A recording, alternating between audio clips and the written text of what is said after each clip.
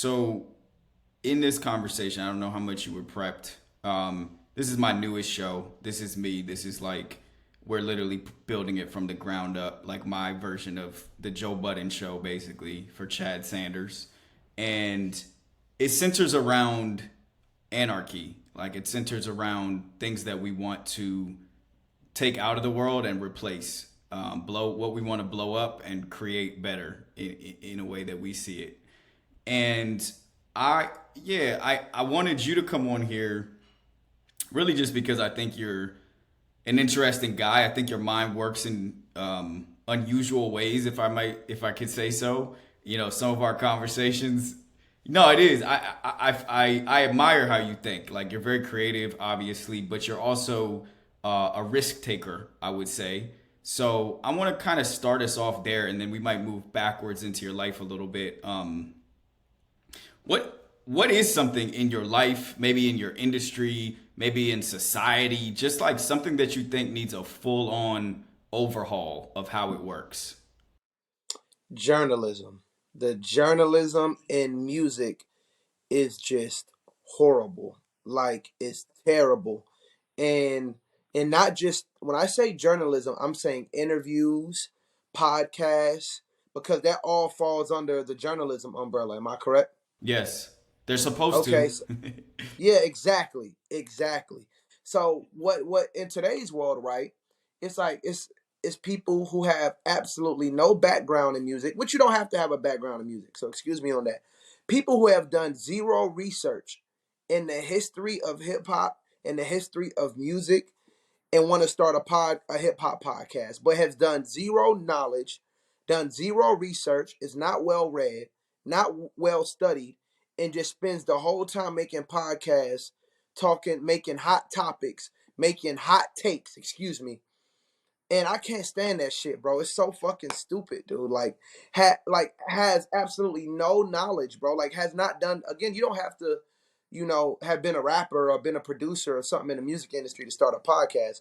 But I feel like you have to be well researched because people just start just saying just wild, making all these stupid ass hot takes just for the sake of clicks and clickbaits and to create a moment and just be so like uninformed and just wrong, just loud and wrong. Everybody nowadays is loud and wrong, just not doing any research. I mean, I was watching one podcaster and they got like the years wrong that an album dropped. But it's like, bro, like, but it was like, it wasn't like a year or two off. It was like not even close. You know what I'm saying? Like calling like the Blueprint like Jay-Z's first album type mistake. You know what I'm saying? Like, bro, you have a hip hop podcast with 100,000 subscribers, and you said the Blueprint was Jay-Z's first album. You know what I'm saying? So That reminds me of how athletes, like former athletes, pros, all stars, all NBAers, like those guys are always complaining about the sports media, and now they've started to take over the sports media. And they say, obviously, they say people like Bill Simmons, Zach Lowe, Adrian Wojnarowski, like you guys watch the game, you like the game, you talk to your friends about the game, but you don't know the first thing about the game because you don't play the game. Is that the right analogy here? Do you feel that same way about music commentators? nah, I wouldn't say it's the same analogy for me because you can, rap is a very hard thing to do professionally. And same with, sports. I feel like you don't have to be a professional athlete to talk about sports or a professional artist or producer or writer to talk about hip hop, but you have to be well researched. You got to know the game, you got to know the history, you got to study hip hop, you got to study music. As in just doing your research and even just breaking down to when I do interviews, bro, and I drop an album and I have this press run set up. I can tell people who has and who haven't listened to the album, who just skimmed over something that their production team gave them, just like a bunch of fun facts about me. You know what I'm saying? This and that, who has done like absolutely no research. And it's just like, wow. And then they just ask like the obvious clickbait shit. And then they'll title the interview the clickbait shit. And that shit really gets on my fucking nerves, bro. Like, I'm just like, yo, one day I'm literally going to do an interview and I'll be like, yo, you shouldn't call yourself a journalist. Like, this is not journalism, bro. Like, this is not journalism at all, bro. And I studied mass comm in college. And I'm saying that makes me fucking qualified or makes my my taste avant-garde in interviewers or podcasts and such. But it's just disrespectful, bro. Like I would never interview somebody unless I knew everything about him. I'm gonna tell you who was a great interviewer. Shannon Sharp. I interviewed with him. He knew everything, asked me all the right questions. Obviously was well read, obviously like did his research. And I really appreciated that. You know what I'm saying? So um yeah, man, it's kind of whack. Let me touch on it a little bit because you're saying this is something that you would want to redo entirely Oh and yeah, blow the whole thing up. blow the whole Fire thing everybody. up. And so I want to get to how you would want it to be in a second, but I do want to ask, has that in any way personally, like have you heard somebody say something about Cordae that you're just like, that's completely wrong. That's not how I came into this, or that's not the meaning of my music, or like, is it something that's affected you personally, or you just don't like it in general across the industry? It's a combination of both. To like how somebody like interprets my music, that's up to them. You know, their music is a subjective thing. So however you interpret a line, a lyric, a hook, a chorus, a song meaning, that's however you that it was meant for how it's like a painting, you know, it's however you interpret it. So I don't get mad at that at all.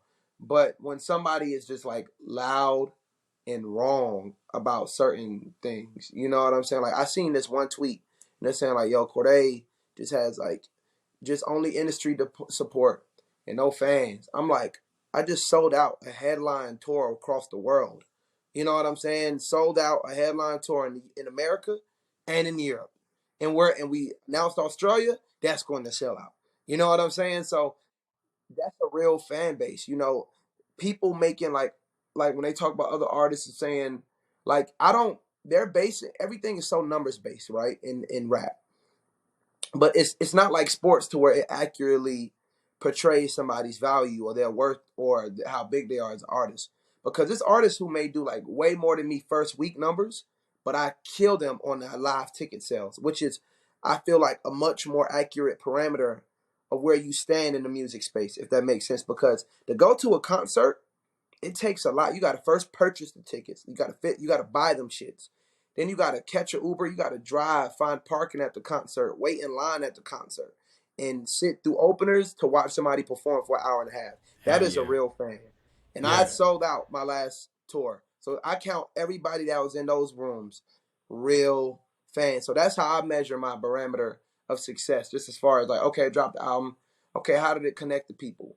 I base that off of my live shows versus streams, first week numbers, because that shit can be skewed so easily. So there's a few things that I think are, if I may, pretty special about you. I first became aware of you. I was at my boy's house in Inglewood in Los Angeles back before the pandemic. You know, I'm a screenwriter. I used to go back and forth between New York and LA every 3 weeks, basically for work. I would stay at my boy's crib. This is before I was making any money. Stay at my boy's crib, who I went to high school with, Justin and Taylor, and my guy. He's a music guy, and so he was listening to The Lost Boy. I guess this must have been 2018 Yep. thereabouts, and it was I'm like, I'm 10 years older than you, right? So I'm not like an Yeah. old head, but I'm 35. Yeah. And there was something about your music that I think grabbed him and I in a way that sometimes newer music can sometimes just like float right past you because there's so much of it. It was like Yeah. yours was rich and it was dense in music artistry in a way that I think is unusual. And beyond that, I think that you were able to speak on things of importance without like hitting people over the head with it. You know what I'm saying? Yeah. Without preaching at people. It's like, and I've been around you now. You said at the top of this, like we're friends. I've been around you a few years. I've been in a studio with you. You know how to have like a real conversation without it turning into just like Twitter speak as it Yeah. is today. 100. How did you said you were a mass comms major at one point, like, Yeah. but just who taught you how to just talk? Like who taught you how to just have an idea and communicate it to another person? Huh. That's a you know what? I've been writing music since I was like 10 years old. I knew I wanted to be a rapper since I was 5 years old. I used to always rap. Right? But I started actually Mm. writing it down when I was 10. And even before that, like when I was like 3 years old, 4 years old, I used to preach. Like when I was 3 years old, 4 years old, I used to preach. So I say that to say just public speaking, if you would, right? Preaching is definitely a form of public speaking. is just something that's just always been a part of me. Like I always was the type to just like hold a conversation, even like family reunions. I'm gonna entertain. That was me as a super young kid. I played the Tin Man in middle school. In elementary school, I think I was Muhammad Ali in a play. So just always like was just never afraid to just hop on whatever that stage was, whether it's family reunions, a school play, school talent shows. Just never being afraid to hop on the stage and perform in some sort of way. And let me see, I won treasurer in 6th grade. So was in like politics in school, if you call that politics. Yeah. Uh, was vice president in 7th grade. So just was not, and I was just walking around passing out photos of myself, like vote for Cordae for class vice president, for treasurer, this and that. Had to do a speech, in the morning. You remember those morning shows that you Yeah, yeah, have at your yeah. TV, at your like the local high school, middle school. You had the morning shows and had the kids on there talking, etc. Had to do my speech on there. Cursed in my speech, slipped up, fixed it. Um, so yeah, I just never been afraid, to speak, Yeah. act, rap within any platform or whoever I had to entertain at that moment. Yeah, I mean, you have and I'm not trying to blow smoke. You have a leadership Thank quality, you, and I'll say where I have you do, like when thank you. you speak with direction, you speak with confidence. Even when you ask a question, you ask the question with confidence. Like you're not afraid to.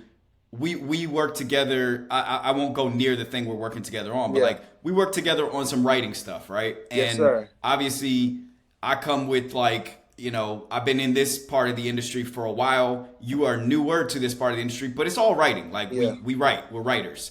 But you ask questions without fear. You just ask the question mm, and show you're like, I'm ignorant. I don't know what's the answer to this thing, and you absorb. But what I also like about how you move is you have an understanding, and this is now going to be some industry shit. Like yeah, you have an understanding that you are the person of value, and the people around you, like they're valuable too, but you are you're the golden egg, you're the golden goose, and you yeah. have that understanding. I would say at a very young age. How did you pick up so sharply on that? From not understanding that, from undervaluing myself, signing bad deals because like just looking at it, oh, I can't give up on this chance and opportunity while it's in front of me. Um, from from fucking up, from not understanding my worth. So now I'm like, and just me just learning, again from making mistakes and just also being in this thing longer. Like I've been, entertainment space. All obviously it's different assets, different fields and things of that nature, but it's all still under one huge bubble of entertainment. And I feel like in both of our respective crafts, whether it's movies, writing music, writing movies, writing TV shows, writing books, playing a sport. What is the number one most important thing is understanding your leverage, understanding your value and your Mm. leverage that you bring. You know what I'm saying? And not Hell overvaluing yeah. it and also not undervaluing it. And so that's why like when I don't understand something, I am very quick to like ask a question like, can you just be very clear on that? So I walk away Hell yeah. just fully understanding, not halfway, and then I gotta, well, what do they mean by this? It's like, no, I'm gonna just ask you right here, front and center, like, oh, so what does this mean? So that I walk away with not like second guessing myself or just second guessing the conversation that we had, so I can fully understand. And then two, just again recognizing everybody's value because everybody brings value. Like obviously Mm-hmm. we're the me being the artist, like I'm the golden goose, but understanding like that goose doesn't get to the destination without having people that are more than capable of taking us to that next place with, if you would, that next destination, if you would. So definitely like treating everybody with like the highest level of respect. Treating there is no like no caste system or no totem pole within my business. Like I won't ask anybody to do something that I wouldn't do, so or that I can't do myself. Yeah, yeah. I see it in you, even with me as a collaborator. You're always like, yo, do you want to do this or you want me to do it? Yo, what's the next play here? Like, how do we move that together? With execs, you're that way. With managers, you're that way. I admire that about you again. And Thank like, you. I think some people go their whole careers and never really get to that point where they realize like servant leadership is a part of this thing. I wonder in hip hop and in rap and in music when you're collaborating, right? When it's you know that like you're gonna get your turn on a song, someone else is gonna get their turn on the song, the producer's gonna do their thing to the song. How do you navigate like what is Cordae's role in each one of these different spaces? I just watched the Hmm. video for the music that you just released with Juice World, right? And Yeah. I'm thinking to myself, I'm thinking this is the spirit. This person is deceased. How do Yeah. you honor the space that they deserve as a collaborator when the person's not here anymore? How did you go about that? So one, when me and Juice made that song, this is 2019. It's about a month after the Lost Boy dropped, in Mm, September. So when we no, we might have recorded. No, recorded the song in August, and he kind of like this is like my real friend, like in real life. I done hung out with him hundreds of times, and like in the mm, studio, hung out hundreds of times, and we not record music. We just there like kicking it. I'm watching him record. He watching me record. We playing video games and just watching TV, watching anime, watching Family Guy. mm, You know what I'm saying? So like this is a real friend of mine. You know, it's not often you go to the studio with other artists being an artist and y'all not making music.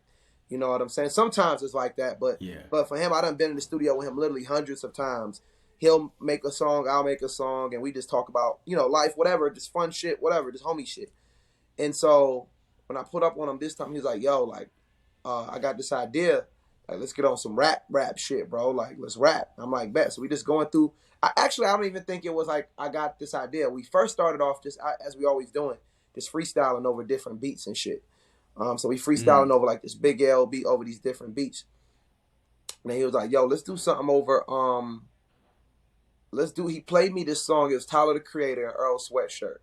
It was called Aspen, mm, I think. And they were like rapping back and forth or whatever. He's like, yo, let's do some shit like this, bro, some funny shit. I'm like, bet. And so we pulled up. I don't know whose idea it was for the role models beat, but we end up pulling up the role models beat. I rapped like first like a 8 bar to open it, and then he just came in, and then we just did like a back and forth. So that was like a super like mutual, extra collaborative type of creation. You know what I'm saying? And so boom, we did mm, that September. And then, obviously in the music video, at the end of the video and the behind the scenes of the video, he's bringing up the idea like, yo, bro, in the behind the scenes video, when I linked up with him again, it was like 2 weeks later of us rapping the song. We recorded the song like 3 weeks before that. We just linked. I just pulled over his crib like I always would. You know what I'm saying? And he's like, "Yo, bro, I ain't tell you. I got the idea for the song we recorded last time." And he's telling me about the idea like for the video. Like, "Yo, let's get Cole to shoot it. Blah, blah, blah. Let's do it this way, this way, this way." And so fast forward, Cole Bennett calls me too. Like this is all 2019 while Juice is still alive. Cole Bennett calls me like, yo, Juice told me about this idea, bro. He was like mad excited. He said, I never seen him so excited about a music video before. He was just like, yo, like usually when I shoot it, and Cole Bennett has shot like 5 videos with Juice World. He said, usually I'll just give him the treatment, I'll give him the idea. He like, fuck it, let's go on with whatever. This is the first video where he called me, like telling me the idea that he wanted to do and execute it. And he was super excited about it.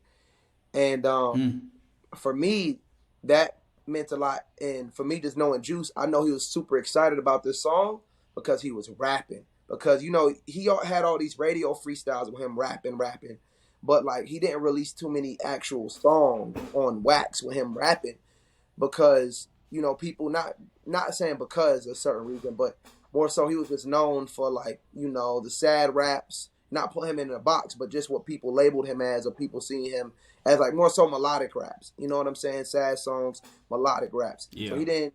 So I think he was excited about finally getting a song out with him just rapping his ass off, and people can see like, no, like this man really cold. And again, niggas knew that because all the radio freestyles he's done. But it's dope to have Right. it on wax. You know what I'm saying? Have it recorded, put out, the right way on DSPs, etc. So, again, this is an idea we're already talking about. Like, yo, Juice is excited about the idea. I'm excited. Cole's excited. We like this video is going to get shot. And then obviously, Juice passed. And so then me coming from the cloth, I'm like cut from. I'm just like, yo, this song is just, is it's not going to come out. You know, that's just kind of what I'm at. I'm just like, man, it don't feel right to me releasing it without my brother being here. Especially Right. like early on, it wasn't even a thought in my head. Like the first 2 years after he passed, because like, nigga, I lost my friend. I lost a real life brother. Like this is my, I don't, Right. you know us, bro. I don't over exaggerate shit. Like there'll be niggas in the No. industry. I'm like, yeah, he cool dude, good people. You know what I'm saying? But I don't call Yeah. niggas my friend unless I I've, mean and I've heard you say the opposite about people that you don't feel that about. exactly, exactly. So with the yeah, exactly, exactly. So this is my actual friend. So I'm just like, it's not even a thought in my head to release this song. So about 4 years passed, and Cole Bennett hits me up like, "Yo, bro, like, what are you gonna do with that song with you and Juice?" And I'm just like, "Nothing, bro. Like, I'm just keeping it in the tuck." And he was like, "Yo, let me use it for my Lyrical Lemonade album."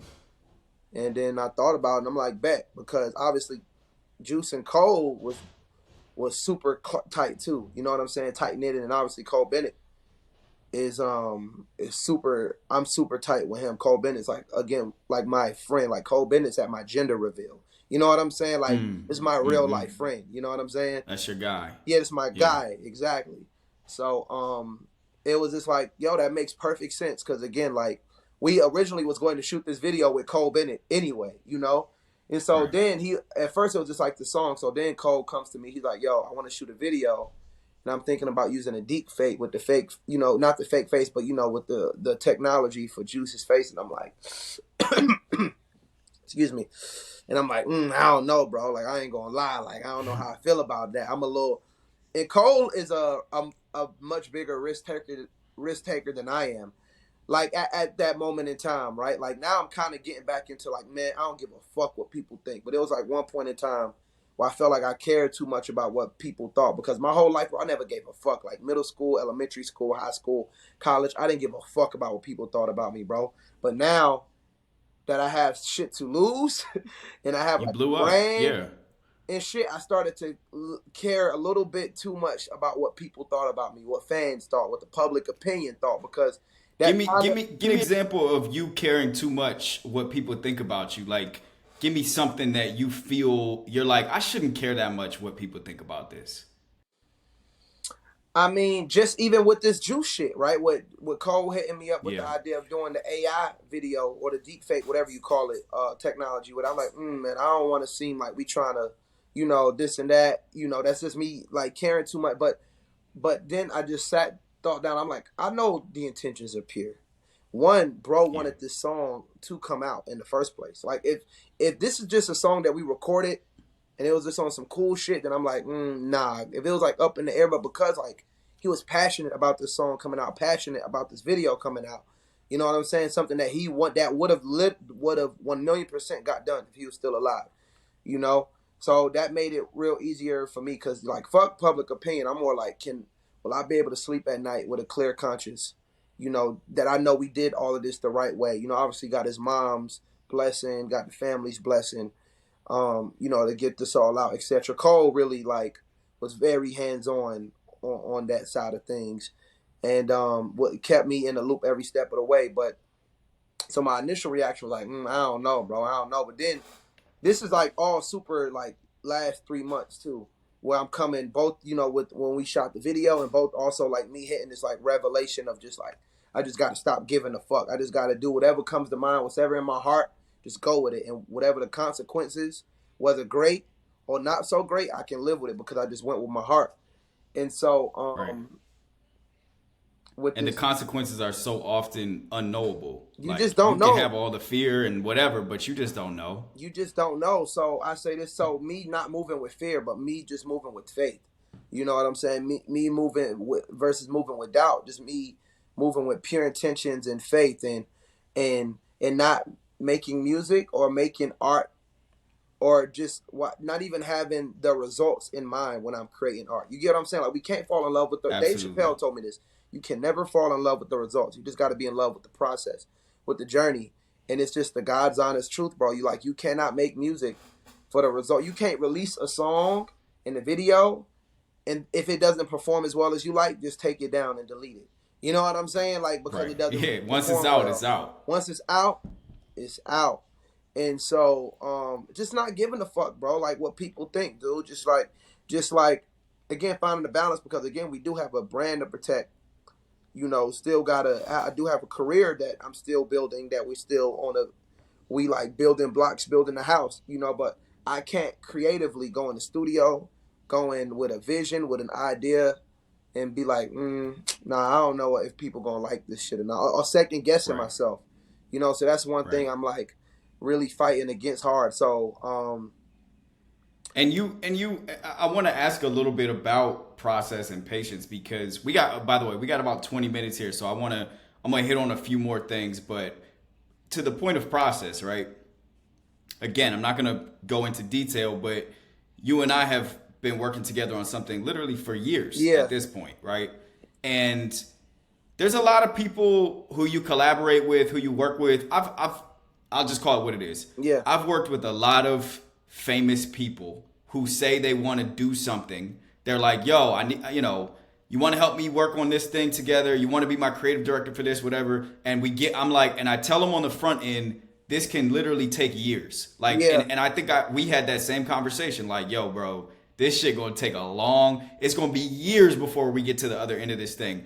And you were like, cool, because I really want to do this. Like, I really mean it. A lot of people say that you get a couple months in and they disappear because it didn't happen like that. yeah, You're the kind of person who I might not hear from you for a couple months, and then I pick up the phone and it's you, and you're like, yo, we're making the next move forward. We're making the next move forward. Like, is that because you just have a vision for what you want in your life and you just keep moving toward that thing? Or is that because, or is it something else? Is it like you wake up in the morning, you feel inspired by something, so you bolt towards it? Like, what keeps you stuck to the plan the way that you seem to be on it? because it's just realizing like it's a process, bro. This shit is literally a journey, man. Like, ain't nothing happened for me overnight, bro. Like, I've been recording music every day since I was 15 years old, and didn't start making money off of it till I was 21.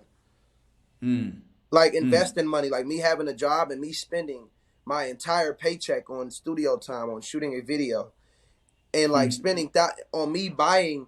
I mean, I paid local artists for features back in the DMV, and niggas ran off on me on my bread. Niggas took my bread, bro. You know what I'm saying? Like, and not did it. So like, yo, niggas took my bread, and then like I sent somebody, a local artist. I ain't gonna say his name. Sent this nigga a MoneyGram. That was the first. That was the first mistake. But you learn. Hit this nigga a MoneyGram and never heard from the nigga. So just investing time and money, put my money where my mouth is, into my craft, into my music, and not making money off of it until I turned 21, which is still a blessing, by the way, because some people would take longer than that. So, It never um, comes for most people, bro. yeah, 99% of people are never going to see the return. yeah. Ever. So even now, like, I'll shoot a music video, and the label will be like, okay, based on how well we think the music video is going to do, we're going to give you 75 grand to shoot this video. Like, I'm gonna give you a prime Mm-hmm. example: the Chronicles video, the shit with Dirk and her. The label gave me 75 grand to shoot that video. The vision that I had, and if I wanted to get it executed at the level that I wanted it to, cost $220,000. I literally paid the Mm-hmm. difference myself, like without blinking an eye. I'm like, oh, word, bet, let's get it done. Because it would have, if I would have, Hmm. like, fuck it, like, let's get it done. Because if I believe in something so much, bro, I'm gonna put my money where my mouth is, bro. Like, just because, like, me versus me regretting spending that 150 grand difference. I know I'll regret it more if I never put a video out for that song. And it's not like that video went super crazy. That video might be at 10 million views now, which is still a lot, by the way, Right. which is still a blessing. Right. But like, it's not like I'm seeing that bread back. You know what I'm saying? Like, that was No, but but it and was it's a all vision, towards and, the and you journey. were It was a inspired. vision, exactly, bro. And it is not even like a inspiring thing. Like, I just really, my heart was there. My heart, if my heart is in Yeah. something, I'm gonna put my money where my mouth is, bro. Like, a lot of people talk like, oh, I believe in something, this and that. It might not happen at the time you want it to. You know what I'm saying? That's what I'm realizing through music, through other ventures. Just like, I thought when I dropped my first album, or when I dropped my first song that kind of blew up, like the old nigga song or Kung Fu, whichever one that dropped 2018, I said, bro, in 5 years I'm gonna be headlining arenas. I'm not at that point yet, but shit, it might be 3 years from now. You know what I'm saying? So like, it's all God's timing. Just me recognizing like God has a plan, right? And his timing is always perfect at the right time if you're in alignment. And so just I like know you. having I more know faith you've in answered God. this question. Go ahead. And I know you've answered this question, but I'm sure you've answered it a million times, but I do have to ask. Then I'm going to ask you two more quick questions. But on this one, what was the like? What did it just feel like to put something out after you've been releasing music? You've been chopping wood. What's the word? Chopping wood and carrying water for Yeah. years. And then you see something, you're like, I did my same process. I did my same thing. I got better in these ways. And then all of a sudden, this one just happened to be a nuclear warhead. The other ones was grenades, and this one was like an atomic bomb. How did it feel? Were you losing your shit? Were you excited? Were you scared? I don't know. Man, that was the funnest part, bro. Like I gotta give a lot of credit to YB and Namir, for like he cut the lights on. You know what I'm saying? He gave me like that platform. So like a lot of like my like I would have made it regardless, but it would have took a lot longer without YB and Namir. It would have took longer without YB and Namir. So I gotta give him credit on that. And but just that feeling, like my first video I dropped, it was a My Name Is remix, the Eminem song, and it did a million, like the first big one, right? And that did a million in a day, and that shit was a high. It was a high, bro. It was like it's like it's honestly dopamine. It's a high. Like we drop the next one next week, that shit going crazy. It's crazy. It's just like it's another high, bro. But ain't nothing like that first time that shit going up.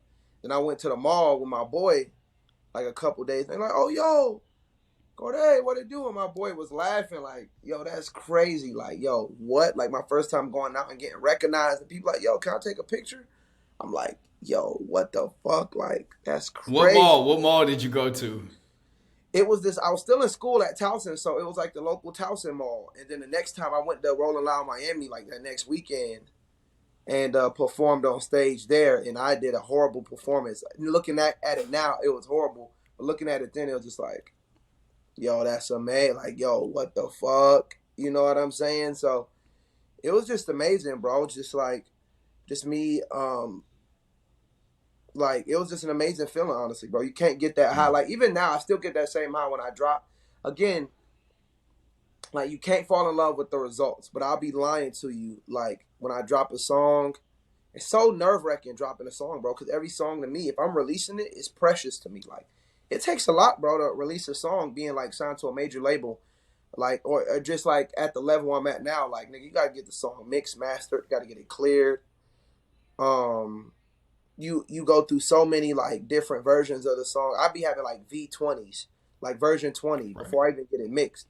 You know what I'm saying?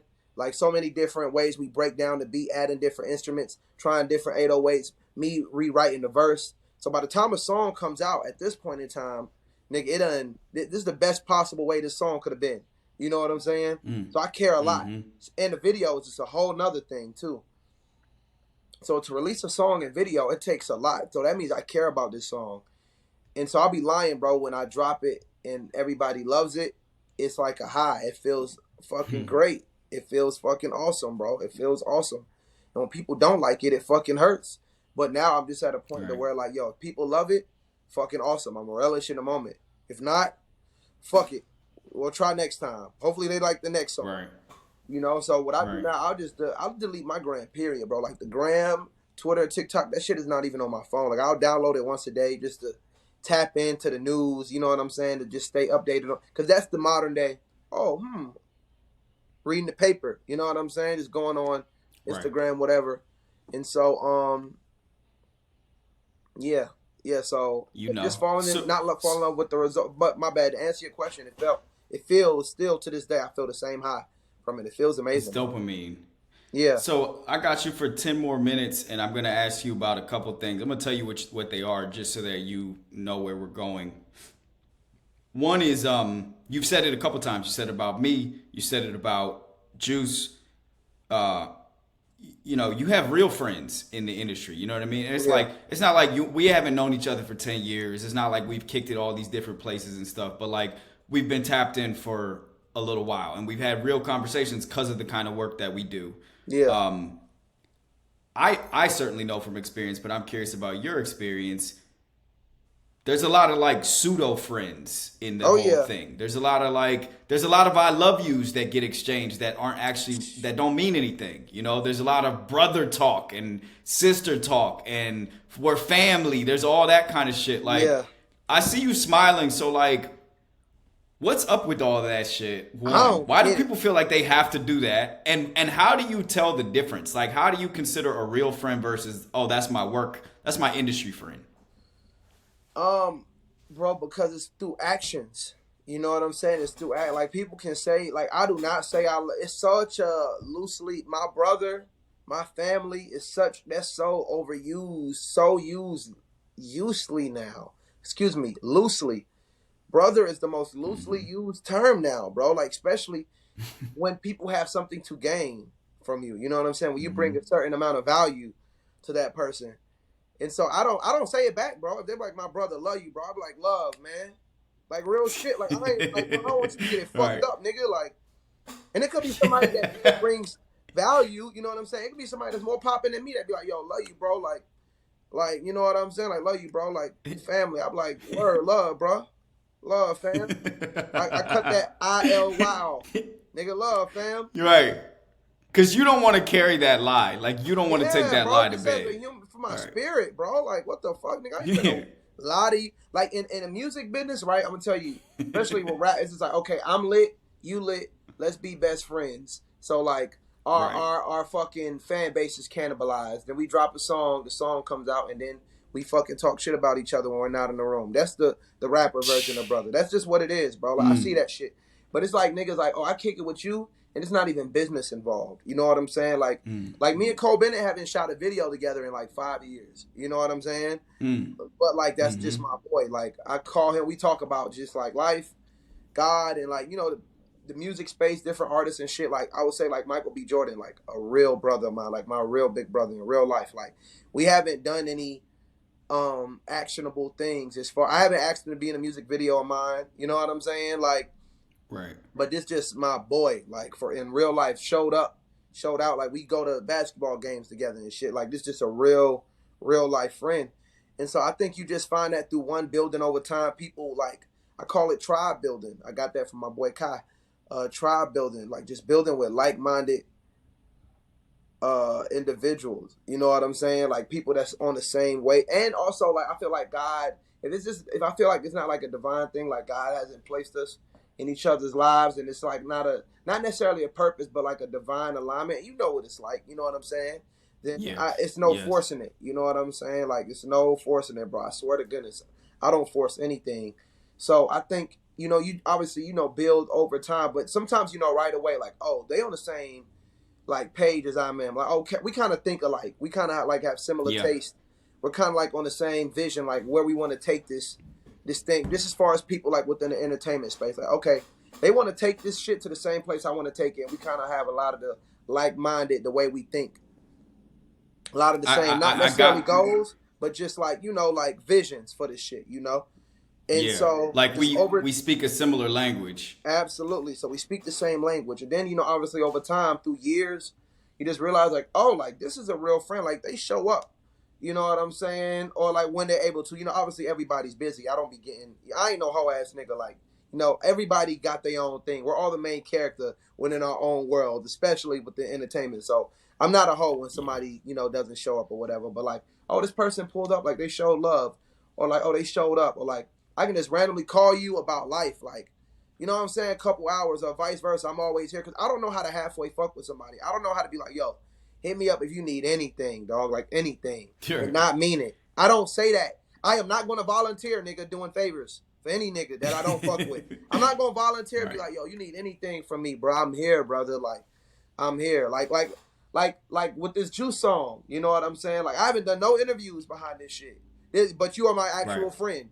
You know what I'm saying? Yeah. And just aligned with that. So I say this to say, like, I don't know how to halfway fuck with people, bro. Like, it's just like, dog, we in the same town? Like, nigga, I might crash at your crib, dog. Like, why would I pay for a hotel and my brother stay Right. in Dallas? You know what I'm saying? I'm not going to go Yeah. to a hotel. I'm going to stay Yeah. at my boy house, vice versa. You in For L.A., what? Right. New York, D.C., wherever I happen to have a home in. You in that town, even if I'm not even at the house and you're my friend in real life, oh, you in town, bro, just stay at my crib, dude. Because I know what it's like staying at a hotel versus staying at a home in a different city. You know, it's a way different vibe, way easier, way different wavelength.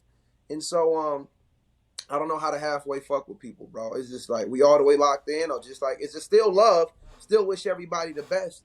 Still, you know, hope you able to reach your dreams. I root for everybody that's black and white. You know what I'm saying?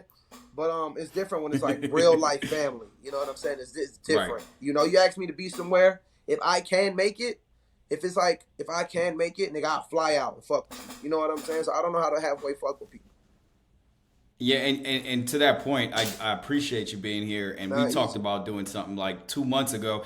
And, you know, with my producer, Morgan, like, if the date moved and, like, I know you have a million different things you got going on. And it's always just like, cool. Like, all right, it's on Monday now. Cool, we'll do it Monday. Oh, it's on Saturday now. Because I do see that in you. Like, you don't just volunteer for bullshit. You don't just, like... You don't throw out the random, like, yeah, I got you, if you don't really got them. And you also don't vouch for people that you can't actually vouch for. I feel like that's a mistake a lot of people make in the industry, is telling you, that's my guy, he's good, he got you, and then he's a vampire. Like, it's dangerous. That's such a... I say that all the time. I'll be like, yo, I'm going to keep it a buck, bro. Like, I know, bro, but I can't, like, because your word is bond. You know what I'm saying? Yeah. And so, if you ask me, like, yo, what do you think of this person? You think I can... You know what I'm saying? I should do work with them. I believe you might have asked me, like, yo, you think I should work with them? I'll be like, yo, like, I did a song with him. They good. Like, he seemed like a good, like, on the surface, he seemed like a good dude. You know, I can't speak beyond that. I can't, like, all the way, like, say, like, he a real one. But, like, yo, like, you know, it don't hurt. But, like, I just don't know, bro, to keep it up. One thing, and that goes into people over-exaggerate their relationships. Yes. All the time. People over-exaggerate their relationships. They think that's credit that they get to spend. Yeah.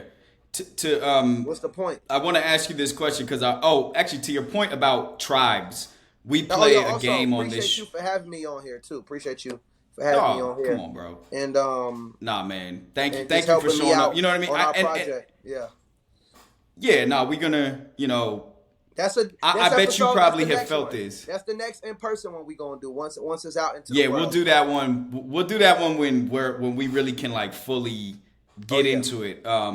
But what you were saying about like tribes, you know, and like-minded people, we play a game on this show that I don't know if we probably won't have time for it because I got to get to this next question with you. But we play a game called Alien, Robot, Human, and it's basically somebody will throw out the name of a person. I'll describe that person, and then we classify them. Are they an alien, a robot, or a human? But most people are a combination of two. So most people are like maybe an alien robot or a robot human. I think of you. I'll start with I think of myself as an alien human, and I think of you very similarly. I'm like the aspects of you that are alien are very clear. The aspects of you that are human are very clear. I don't see a lot of robot about you. I think robotic people are like web designers, executives at studios, people who live in Excel files, you know, people who are a little dead behind the eyes, you know what I mean? Yeah, for sure. You see them and they're just kind of like, but I'm not even disparaging them. That's just the type of person. But anyway, sure. We'll play that game next time too. A lot of very successful robots. Oh, absolutely. Like, I think somebody who I look up to in a lot of ways, Donald Glover, to me, is like an alien robot. Because I see he's dynamic as an artist. He's super dynamic. But also, I can see the wheels turning in his eyes. Like, when I look at him, I can see, like, there's a processing happening there that's a little bit different. I want to ask you this last question. We got 2 more minutes. Yeah, easy. I'm obviously from Montgomery County. You're from PG County. We're both from the DMV. I have an ambition to go back to DC, Maryland, and try to really catalyze the film and TV and podcasting spaces, right? And I'm also going to try to catalyze other creative spaces too. I'm going to buy a studio. What do you mean by catalyze? I mean, like, really try to get that shit booming on a national stage. So. Because it's not booming. You know what I mean? It's not nothing. Sure. It's not zero. But considering how many dynamic creative people I know from home, you know what I mean? Not just not the two of us, but I could name Dave Chappelle is from home. You know what it is? Absolutely. Endless, bro. You know what it is, bro? And I want to do the same thing, bro. Like my ultimate goal is to open up a school for arts back home Open Yes, up, sir. yeah, open up a school for arts, open up like studios, open up just creative spaces to give people that thing. And that's also one of the big reasons why I started High Level, because a lot of artists that's from Maryland or just creatives are from Maryland have all the talent in the world, but they just don't have the teams and the system in place. Like Atlanta has like a QC that they can go to. You know what I'm saying? Or sign with Young Exactly. Thug. Because those are already proven systems that work extremely well. There's a bunch of Jermaine Dupri. There's a bunch of label execs or just systems, programs that's out there Yeah. that have already been tried and true that they trust, that work like the main way. Like DC, we don't really have too many of. We got like Dre the Mayor. I know you know that is like Yep. exactly, We but don't have a whole lot, man. We exactly, don't have. It's not like it's like somebody like you.